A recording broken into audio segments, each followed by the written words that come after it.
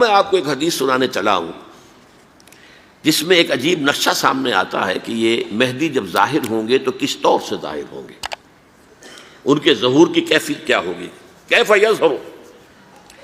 یہ روایت ہے حضرت ام سلمہ سے رضی اللہ تعالی عنہا، حضور کی زوجہ محترمہ ہیں، فرماتی ہیں ام سلمہ عن النبی صلی اللہ علیہ وسلم قال یکون اختلاف عند موت خلیفۃ، موت خلیفۃ، حضور نے فرمایا ایک خلیفہ کی موت پر اختلاف واقع ہو جائے گا، خانہ جنگی ہو جائے گی۔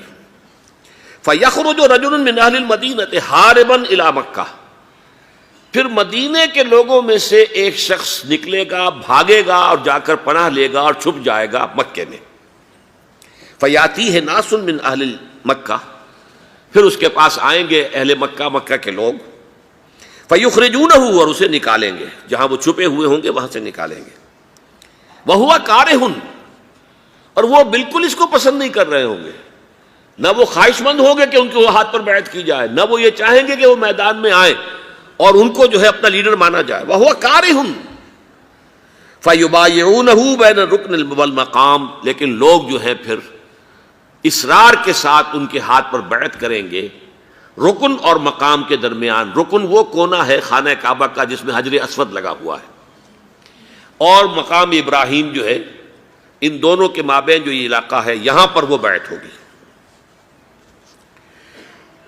وَيُبْعَثُ إِلَيْهِ بَعْثٌ مِّنَ الشَّامِ، ان کے خلاف ایک لشکر بھیجا جائے گا شام سے۔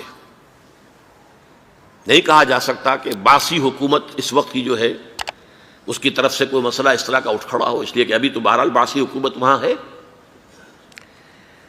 فَيُخْسَفُ بِهِمُ بِالْبَيْضَاءِ بَيْنَ مَكَّةَ وَالْمَدِينَةِ، لیکن اللہ تعالیٰ اس لشکر کو مکے اور مدینے کے درمیان وادی بیضاء میں دھسا دے گا، زمین کے اندر پورے کے پورے لشکر کو۔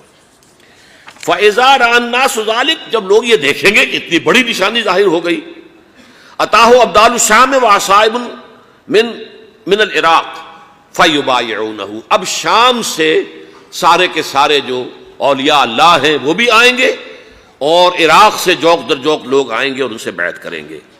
وَيَعْمَلُ فِي النَّاسِ بِسُنَّةِ نَبِيِّهِمْ، پھر وہ عمل کریں گے لوگوں کے مابین، حکومت کریں گے اپنے نبی کی سنت کے مطابق۔ وَيُلْقِي الْإِسْلَامُ بِجَرَانِهِ، اور اسلام اپنی گردن زمین پر ٹکا دے گا۔ وَالْأَرْضِ فِي الْأَرْضِ، زمین میں۔ فَيَلْبَسُ 7 سنین، پھر وہ 7 برس تک حکمران رہیں گے۔ ثم یتوفا، پھر ان کا انتقال ہوگا۔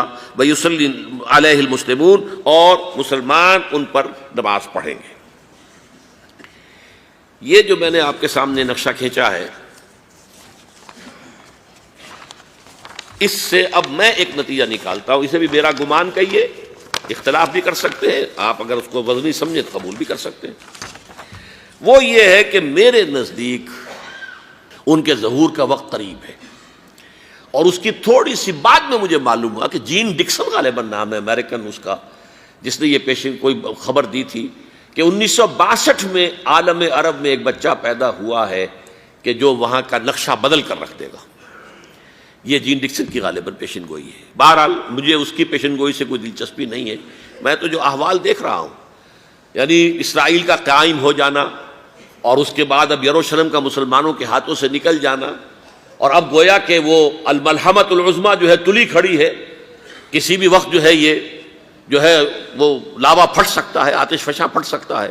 تو یہ تمام حالات ایسے ہیں کہ جن کی وجہ سے میں سمجھتا ہوں کہ ایک تو جو قرآن مجید کے اشارات میں نے آپ کو بتائے، 14 صدیاں 14 دن میں چاند کا پورا ہونا، والقمر اذا اتسق، 14 دن میں 14ویں کا چاند۔